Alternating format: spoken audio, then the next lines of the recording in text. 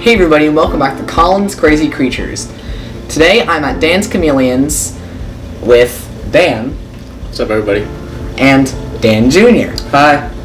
And today we're going to talk about chameleons in general and 4 different kinds of chameleons. Panther chameleons, veiled chameleons, Jackson's chameleons, and 4-horned chameleons. There are 5 really cool things about chameleons that most other lizards don't have. The first one being they have a really long tongue they use to catch prey, which is almost double the length of their body. They change colors based on their mood. They have a prehensile tail that they use to grab onto things and climb. They have also mitten hands used for climbing too. And they also have optokinetic nystagmus. Optokinetic the what is? It means they have independent eyes. Works. So now we're going to talk about the general care of a chameleon. And for that, we're going to go to Dan Sr. So, general care for all these chameleons is pretty much a good start. We use UVB for them. They don't drink off of a water dish, they drink off of leaves. So, as you can see, this unhappy little guy, he wants to go back to his house. Trying not to get bit here. But, so general care for them is UVB, heat light. They use a dripper or misting system. Live plant is a must with chameleons. I supplemented these cages behind me with a little bit of artificial plants, and crickets is their base diet. They'll also eat dubia roaches and other things, but they need lots of space to climb. And these are set up bioactively, but you don't have to do it that way. But like I said, live plant is a must, and that's really it. What else do you think? Any questions or anything like that? So can we see one of the enclosures that we'd use for one of these, like the veiled chameleon? Yeah, sure. Let's take a look. So this is the enclosure for the veiled chameleon that I'm holding right now. So the veiled chameleon you're holding is Max. He's an old man. He's about 4 years old. This is the enclosure he's lived in his entire life. This is a Zumed Rectibreeze XL. This is his Zumed Rectisun 10.0. And we have an incandescent heat light. I use 60 watt because I don't like getting burns on his casque, because that tall casque that he has on his head, that's what that's called, will burn very easily, and they usually don't move out of the way when it starts to get too hot. I have a live plant in there. This is a yucca cane planted into the ground. There's springtails in there. This is all set up bioactive.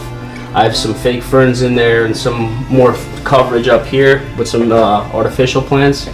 He's got his basking spot. This is a PVC feeder that I made for him, so he can pick crickets off whenever he wants to do target practice.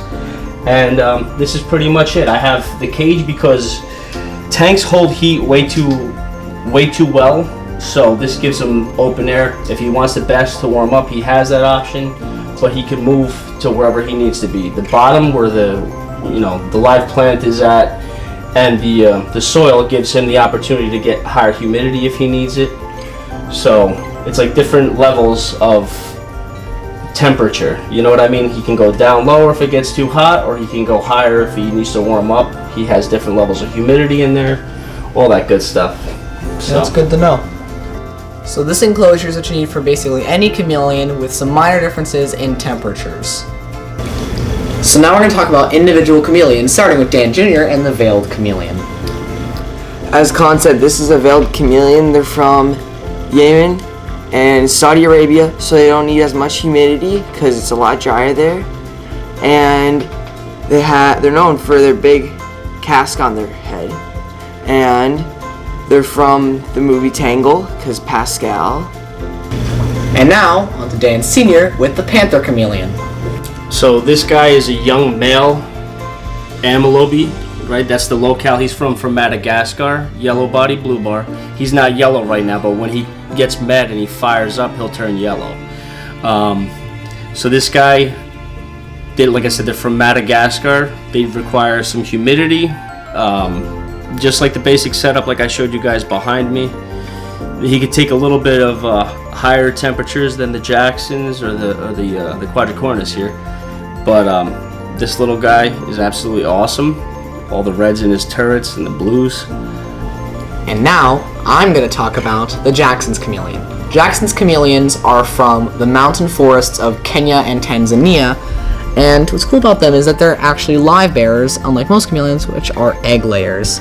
The males have the notable 3 horns on their head, and they are just a really, really cool kind of chameleon. And finally, Dan Sr. again with the 4-horned chameleon. So this is called a Cameroon 4-horned chameleon. He is from the mountains of Cameroon. So there's 2 different species of Quadricornis. That's his scientific name. He's a Quadricornis glacialer. He's got the red toenails, if you could see that. The regular Quadricornis doesn't have that. So, like the Jackson, the males have the 4 horns, the females have no horns, or very, very small ones. He has this crest in the back of his tail and this long beard, as you can see. He is absolutely awesome. So these guys don't require high heat. I give them a little basking spot just in case they want to bask, but usually, more often than not, they don't really hang out up there. They like to hide. They're a very shy species. As you can tell, he's kind of nervous being out here with us. So, you guys breed chameleons. That we do here. Mm-hmm. So which ones are you breeding? So right now we have Panthers, Jacksons, and Veileds we've had luck with here.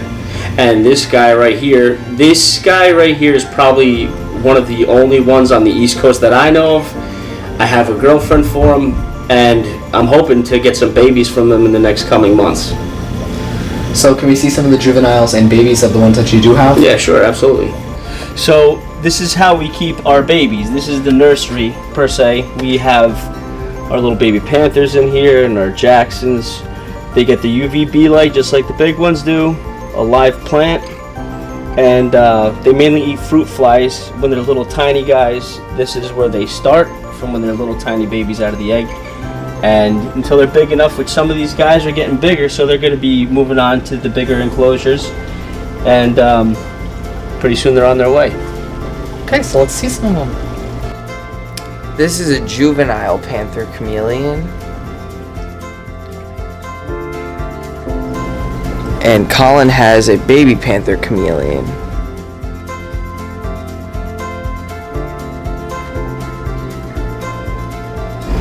This is a juvenile Jackson's Chameleon. Jackson's chameleons typically don't start growing their horns until they're about 3 months old. And Colin has a newborn Jackson's Chameleon.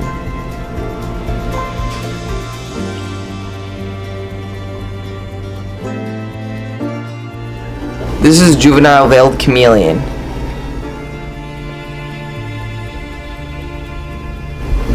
My dad and Colin have the baby ones. So with these little babies, even right out of the egg, if you look at the back behind their heels, you can see this little tiny bump on the back of his heel. That makes him a boy. And this one right here doesn't have any kind of spur on the back. That's what they're called. So this one's going to be a female. Now you can tell male from female, just like these little guys who only hatched a couple of days ago. And their cast starts to grow in right about around a month to 2 months old. They start to grow. Now with chameleons, it doesn't really matter the age, it matters the growth rate, because sometimes you'll have a baby that takes weeks to get to be this big. Sometimes it'll take a month for certain ones. So their growth rate is extremely important. They're a very short-lived animal altogether, and the main thing is keeping them well fed when they're little like this, because they grow extremely fast. The one that Daniel's holding over here is only about 3 months old, 3 or 4 months old. So they're usually hitting sexual maturity at 6 months. You could have breeding chameleons at. So it's an extremely awesome species of animal that they produce very fast, and they're very plentiful. So you have to have room for all these little tiny babies. So we're going to talk about some sexual dimorphism between males and females. We started out the video with the male specimens. Now we're going to take a look at the girls. So this is a male panther over here. like I said, the Amylobi we showed the example of, and this is a female. Now the female, the different locales don't really make a difference to them. Some of them will have a little bit of different color changes, but they're mainly the pinks or the tans are their colors that they are normally. So that's the Panther Chameleon female right there. And then over here, Colin, he has the Jackson female. Now we talked about the male, how they have those 3 horns.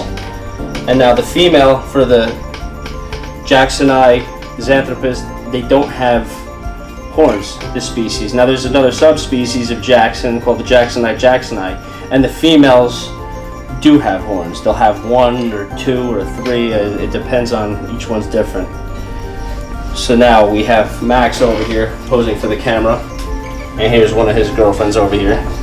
So this is Max's girlfriend over here, the lower casque, and like we spoke about earlier with the spurs on the back of their heels, see, she has no spurs. And then we'll take a look over here at Max with those giant spurs on the back of his heels. Massive. So this is the pair of the Cameroon 4-horn chameleons.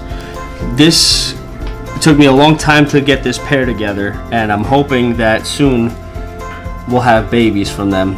So the male, he's about 3 years old, and this female, she just about a year old. November she'll be 1.